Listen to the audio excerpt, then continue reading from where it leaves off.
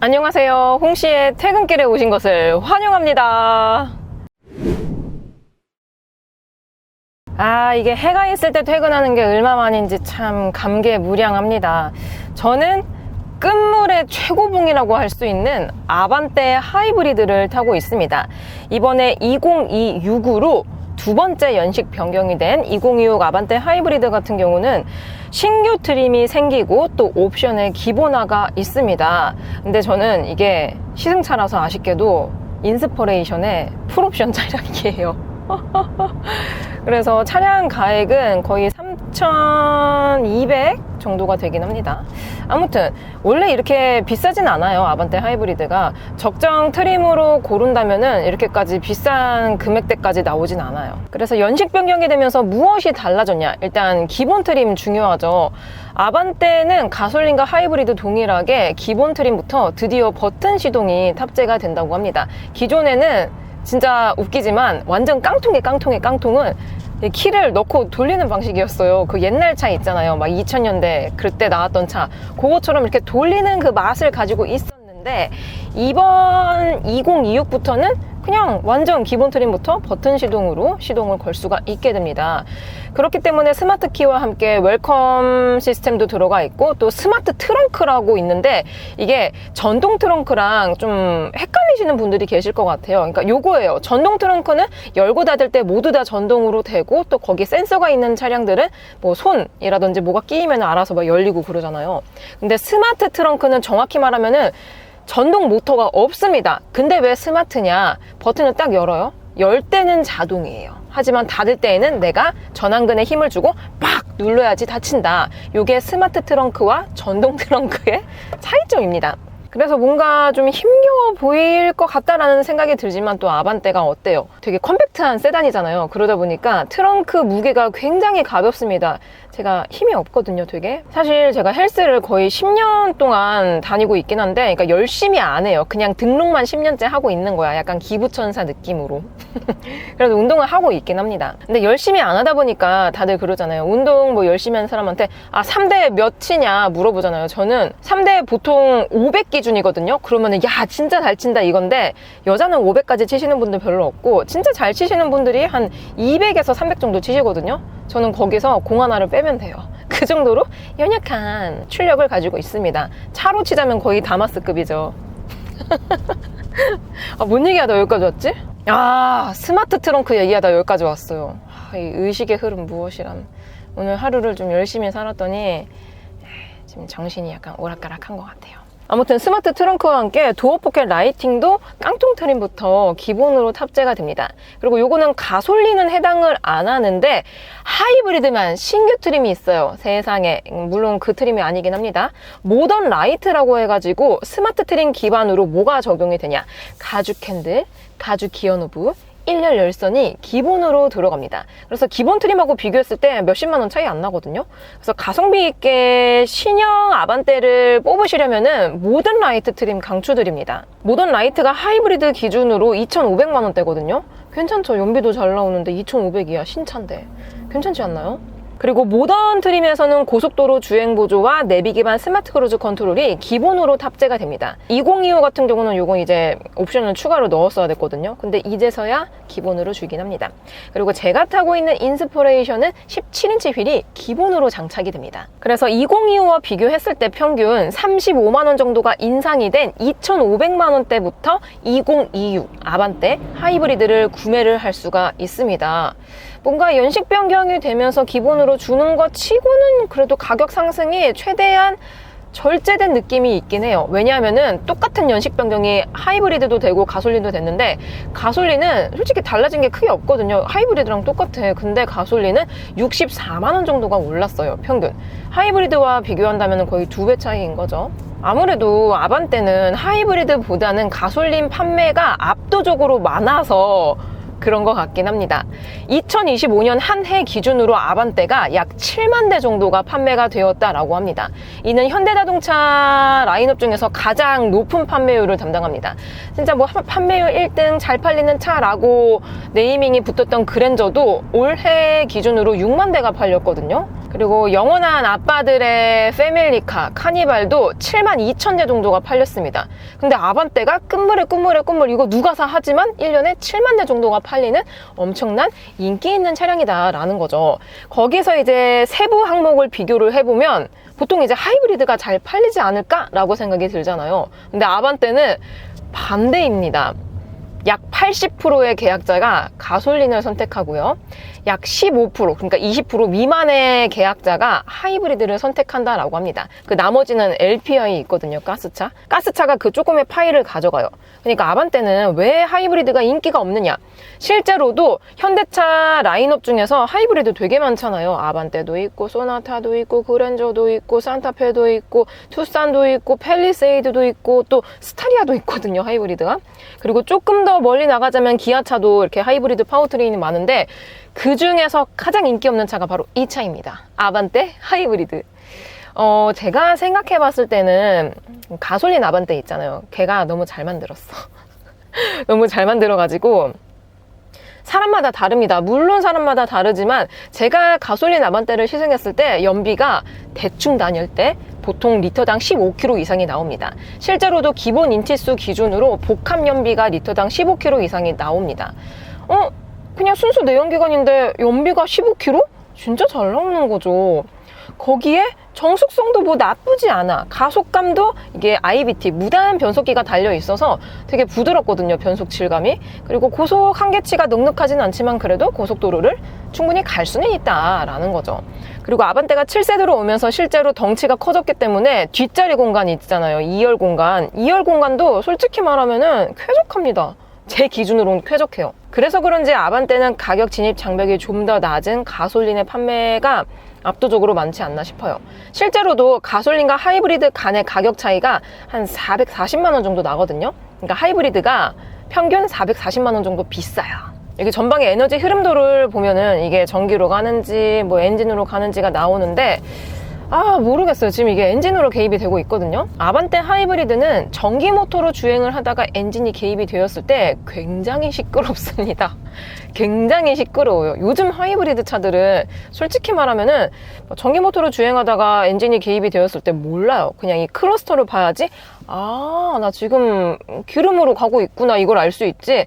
소음, 진동 이런 것들로 구분하기가 굉장히 어렵습니다. 그만큼 하이브리드 계통이 좀 기술이 진화가 되었다는 것도 있고 아니면은 뭐 엔진룸이라든지 방음 기술이 좋아졌을 수도 있겠지만 요즘 하이브리드는 참 조용하거든요.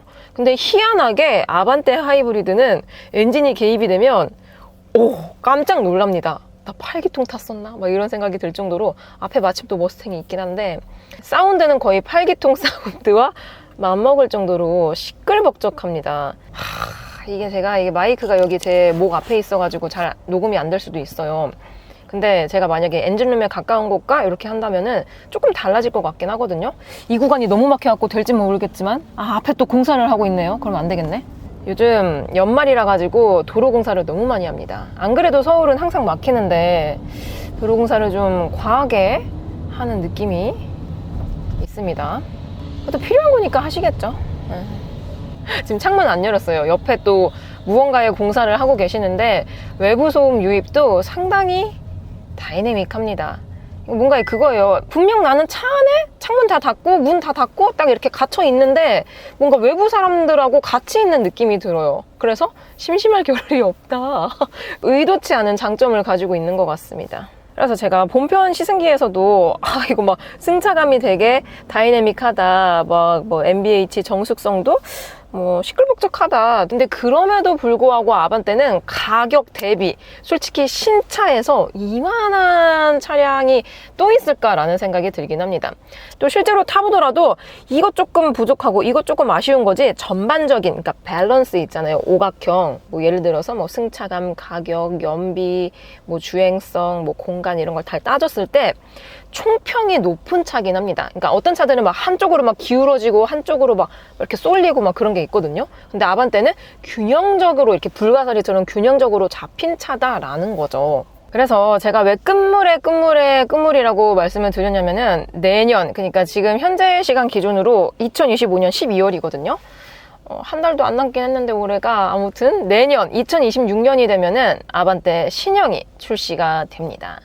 정확히는 8세대죠. 이제 세대 변경, 풀 체인지가 되기 때문에 정말 많은 것들이 변화가 된다라고 합니다. 그래서 스파이샷을 보니까 약간 현행 소나타 디엣지 느낌으로 라이트류가 조금 변경이 되고, 또 세대 변경이다 보니까 차체 사이즈도 조금 커지게 되고, 특히 실내가 정말 많이 변화가 되더라고요. 사실 아반떼는 페이스리프트가 되면서 외장에서의 디자인은 좀 변화가 되었지만 실내는 솔직히 말하면 변화가 거의 없었습니다. 왜냐면은 이게 컴팩트 세그먼트다 보니까 너무 많이 변화를 거치게 되면 그만큼 가격이 비싸진다. 그래서 최대한 손을 안 건드린 것 같은데, 그러니까 얘가 7세대 아반떼가 정확히 말하면 2020년도에 출시가 되었거든요. 내년이면 벌써 6년 차가 되죠. 그러니까 현행 아반떼의 실내는 6년 전 디자인입니다. 누구한테는 6년이 짧은 시간이 될 수도 있고 누구한테는 6년이 긴 시간이 될 수도 있는데, 자동차 시장에서 6년이면은 보통은 좀 빠르면은 세대 변경이 되는 그 정도의 시간이거든요. 그래서 8세대 아반떼 같은 경우는 실내가 완전 황골 탈퇴 수준으로 변경이 된다라고 합니다. 근데 제가 봤을 때는 현행 코나 있잖아요. 코나의 느낌하고 거의 비슷할 것 같긴 해요. 그래서 핸들에 현대 엠블럼도 삭제가 되고, 그냥 그 T자형 있잖아요. 3스포크 타입. 고개 들어가면서 기어 레버도 지금은 물리적인 드드득 이런 방식이지만, 신형 8세대 아반떼 같은 경우는 칼럼 방식, 핸들 뒤편에 이렇게 탁탁탁 하는 거 있잖아요. 그걸로 변경이 될 예정이라고 합니다. 그리고 가장 주목을 받는 게 바로 소프트웨어, 운영체제. 어떤 거 들어가냐인 거죠. 제가 봤을 때는, 그러니까 다른 분들은 이제 플로우스 커넥터가 들어갈 것 같다, 플로우스 커넥터가 이제 주가 되니까 바뀌지 않을까라고 말을 많이 하시는데, 그렇게 되면 가격이 너무 비쌀질 것 같거든요. 지금도 솔직히 아반떼가 싸진 않은데. 그래서 지금 요 인포테인먼트 좀 햇살이 너무 강렬해서 안 보이실 수도 있는데, 요거는 완전 옛날 겁니다. 그러니까 8세대 같은 경우는 CCNC가 들어가지 않을까라는 저의 뇌피셜이 있어요. 왜냐면은 구형 인포테인먼트에서 바로 플레오스 커넥터로 넘어가기에는 너무나도 점프가 많이 된 거죠, 점프샷이. 그래서 8세대 같은 경우는 그냥 CCNC 운영체제가 적용이 되지 않을까라는 저의 뇌피셜이 있어요. 그리고 실내 요거 있잖아요. 요거 격벽, 조수석과 운전석의 격벽, 요것도 아마 없어질 예정이라고 합니다. 근데 저는 맨날 운전을 하고 맨날 운전석에 있다 보니까 불편함을 못 느꼈거든요. 근데 아반떼 조수석에 앉을 일이 있었어요. 근데 한번 딱 타보니까 좀 그래요, 약간. 그러니까 뭐냐면은 운전석에 앉았을 때에는 격벽이 요쪽에 있어가지고 되게 실내가 넓어 보이고, 막 여기 안쪽에 무선 충전부터 해가지고 뭐 이렇게 뭐 공조 시스템이라든지 기어 레버라든지 컵홀더도 그렇고 되게 딱 좋거든요. 딱 좋은데 조수석에 앉으면은 진짜 그냥 아무것도 없어요. 딱 요거로 가로막혀 있어갖고 컵홀더에서 음료를 꺼내 먹기에도 약간 눈치가 보이고, 예를 들어서 나는 좀 더워, 그래갖고 이 히터를 끄고 싶은데 뭔가 이렇게 가면 안 될 것 같은 그런 벽이 있습니다. 그래서 많은 분들이 이 격벽을 싫어하셨구나라고 뒤늦게 공감을 했어요.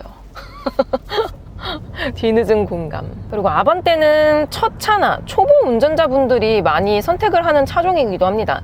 근데 아반떼가 7세대로 오면서 시트 포지션이 굉장히 낮아졌거든요. 그래서 앞에 지금 그랜저, 저거 뭐야, TG 같은데? 일반적인 세단들도 되게 크고 높아 보이게 만드는 마법을 가지고 있습니다. 시트 포지션이 거의 요즘 슈퍼카 정도의 높이를 가지고 있거든요.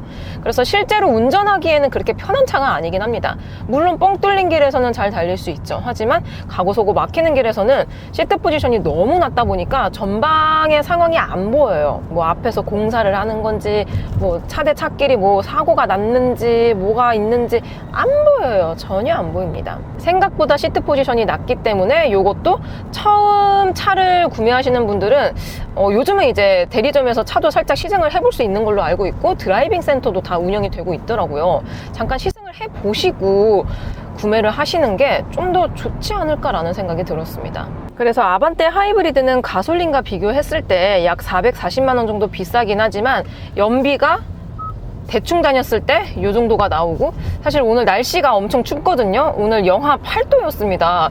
그래서 연비가 조금 안 나오긴 하는데, 왜냐면 날씨가 너무 추운 영하권에서는 하이브리드도 이 전기 모터라든지 배터리가 좀 힘들어 하거든요. 그래서 연비가 안 나오긴 하지만 영상온도 날씨에서는 리터당 18km, 19km 꾸준히 나왔습니다. 앞자리 2도 계속 유지가 되었었어요. 그래서 연비도 정말 잘 나오는 차종 중에 하나기도 하고, 또 2열 서스펜션 방식 있잖아요. 2열 서스펜션 방식이 독립형과 멀티링크 서스펜션이 탑재가 됩니다. 이는 N9에서도 동일하게 적용이 되죠. 아무튼 가장 많은 판매율을 보이는 가솔린 같은 경우는 좌우가 묶인 방식의 토션빔을 사용합니다. 제가 토션빔과 멀티링크에 대한 차이를 정말 많이 말씀을 드렸는데요. 그러니까 요는 그거예요. 내가 어느 지형을 많이 가느냐에 따라서 장단점이 달라요. 일단 나는 뭐 서울 한복판에 살고 잘 포장된 도로 위주로만 다닌다 하면은 솔직히 말해서 토션빔도 나쁘지 않습니다. 나쁘지 않아요. 왜냐면 뭐 도로가 잘 포장되어 있는데 뭐 알게 뭐야. 뭐 좌우가 묶여 있어도 흔들릴 일이 없는데. 하지만 나는 약간 비포장 도로도 가고 또 제가 가는 시선 코스가 자유로거든요. 거기는 화물차가 굉장히 많아서 노면 상태가 진짜 안 좋습니다. 그리고 이제 자유로 같은 경우는 쭉 가면 이제 북한하고 이어져 있기 때문에 도로를 일부러 막 깔끔하게 안 해놓는다라고 어디서 주워 들었거든요. 아무튼 그래서 노면 상태가 안 좋은 구간을 계속적으로 가게 된다면 아무래도 좌우 현관장치가 묶여있는, 그러니까 통일돼 버린 그런 토션빔은 약간 불편하긴 해요. 왜냐면은 잔여 진동이 더 많이 남긴 합니다. 그러니까 그거예요. 그러니까 관절이 없느냐 있느냐의 차이거든요. 근데 아반떼에 들어가는 멀티링크는 윗급을 상회할 정도의 편안한 감각을 가지고 있진 않습니다. 차이점은 관절이 하나가 더 있느냐 없느냐이기 때문에 안 좋은 노면 상태를 토션빔을 가게 되면은 잔여 진동이 덜컹 한번 한 다음에 다당 다당 다당 다당 이렇게 좌우가 묶여 있으니까 자꾸 흔들리는데, 멀티링크 서스펜션이 들어가 있는 아반떼 같은 경우는 좌우 독립 현가 장치는 이렇게 한번 다당 했을 때 따로 이렇게 다당 다당 다당 놀기 때문에 아무래도 잔여 진동이 이렇게 계속 가는 것보다는 덜 하겠죠. 하지만 그게 있어요. 멀티링크가 들어갔다고 해가지고 모든 승차감이 좋은 건 아닙니다. 왜냐면은 멀티링크도 이제 뭐 부품이 안에 뭐 서스펜션, 뭐 스프링 들어가 있고 댐핑 들어가 있고 또 연골 조직이라고 불리는 그 댐퍼를 어떤 거를 쓰느냐에 따라서 또 다르거든요. 근데 아반떼는 아무래도 컴팩트 차량이기 때문에 제가 봤을 땐 부품을 그렇게 막 비싼 걸 쓰진 않은 것 같아요. 그래서 안 좋은 노면 상태를 가더라도 이런 노면의 충격이라든지 요철들을 컴포트하고 엄청 부드럽게 고급스럽게 흡수를 해주진 않습니다. 그러니까 노면의 요철이 솔직히 말하면은 탑승객에게 전달이 돼요. 근데 잔여 진동이 토션빔보단 덜하다라는 거죠. 그래서 유럽이나 미국 같은 경우는 내 차를 셀프로 막 정비하고 그러거든요. 그리고 미국은 이제 땅덩이가 넓다 보니까 개인 차고지, 게러지가 다 있어서 거길 열면 막 별의별 막 공구가 다 나오거든요. 아마 제가 미국에서 태어났다면은 막 댐퍼 막 한번 바꾸고 뭐 스프링 한번 막 교환하고 막 그랬을 것 같긴 해요. 근데 한국은 자동차 튜닝에 대해서도 좀 소극적인 편이기도 하고 규제가 되게 강렬하거든요. 그리고 뭐 그렇게 셀프로 튜닝할 수 있는 데도 없기도 하고. 그래서 댐퍼라든지 서스펜션, 스프링 그런 것들만 조금 약간 좋은 버전으로 넣어놨더라면은 훨씬 더 좋은 승차감을 기대할 수 있을 것 같아요. 하지만 그렇게 되면 뭐다? 윗급인 소나타가 위협을 받는다. 위협을 받는다라는 거죠. 그러니까 아무리 아반떼에 옵션을 다 넣고 연식 변경을 거쳐서 잘 만들어 놓는다 하더라도 소나타가 나아요. 아반떼 타다가 소나타 타면 있잖아요. 승차감이 그렇게 편안할 수가 없습니다. 그리고 어머, 실내가 왜 이렇게 조용해? 이렇게 느껴지거든요. 근데 더 웃긴 거 알려드릴까요? 소나타 타다가 그랜저 타잖아요. 더 좋아. 더 좋습니다.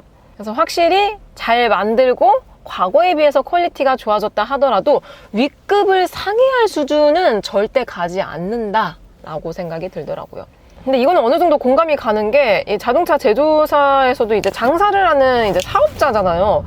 그러니까 윗급이 안 팔리면 또 안 되니까. 그래서 어쩔 수 없이 그런 급의 차이를 분명하게 놔둔 것 같긴 해요. 그래서 제가 거의 일주일 가까이 이 아반떼 하이브리드를 타고 데일리카처럼 그냥 제 차처럼 타고 다녔습니다. 근데 진짜 아반떼만큼 부담이 없는 차도 없는 것 같아요. 주차도 편하네. 그리고 요즘 다 주행보조 기능 들어가 있어. 얘는 또 이게 풀옵션이라 갖고 360도 어라운드 뷰도 들어가 있거든요. 그리고 깜빡이를 켰을 때에는 이런 식으로 후측방 뷰도 볼 수가 있어요. 그리고 하이브리드다 보니까 연비도 잘 나와. 뭐 조용한 거는 잘 모르겠지만 음악과 함께 한다면 괜찮아. 실내 공간도 이 정도면은 준수해. 그리고 뭐 옵션이긴 하지만 썬루프도 들어가 있어.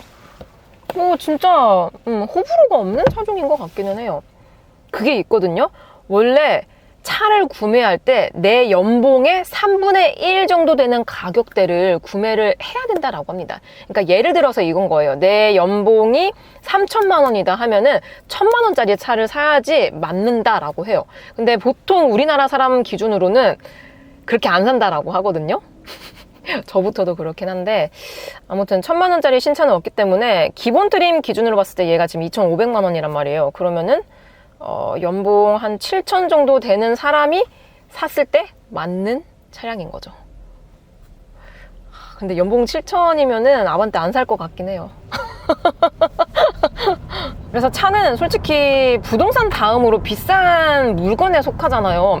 그리고 부동산하고 다르게 시동을 걸어 엔진이 한번 돌아가 그럼 계속 감가가 되는 물건입니다. 물론 아반떼는 그 중에서도 감가가 거의 없는 차량이라서 어떻게 보면은 가성비가 좋다라고 말을 할 수가 있죠. 하지만 내가 이 차를 산다고 해가지고 이 가격에도 오르진 않잖아요. 떨어지면 떨어졌지. 그래서 나의 주머니 사정에 맞춰서 차를 구매를 하는 게 가장 현명하다라고 생각이 듭니다. 사실 저도 원래 차를 그러니까 바꿀 때 아반떼를 살려고 했거든요. 근데 자꾸 근데 한번 사면은 또 오래 탈 것 같은데 돈 조금 추가해가지고 조금 보태가지고 이러면서 점점 막 급 올라가고 막 그러더라고요. 저부터도 그런데 절제와 자제력이 필요한 부분이 바로 자동차인 것 같습니다. 근데 또 이렇게 저처럼 자동차 리뷰어들은 별의별 차를 다 타보잖아요. 진짜 몇백 대의 차량을 다 타보는데 그렇게 되면은 갖고 싶은 차가 너무 많아지긴 해요.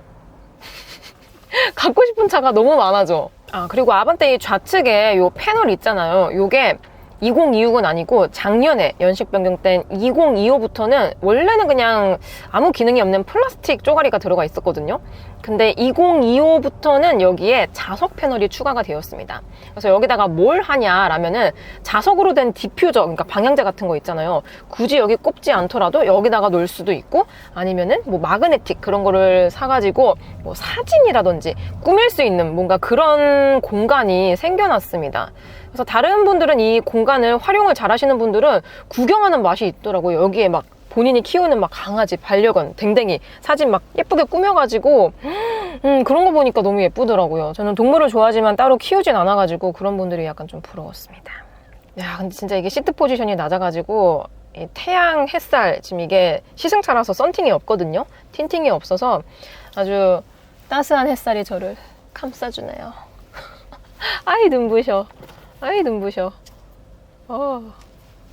그리고 선바이저를 올릴 때에도 뭔가 이 루프의 재질 때문인지 아니면은 이게 모터가 달려있진 않은데 이걸 선바이저 딱 올리면은 뭔가 톡 하고 닫힙니다.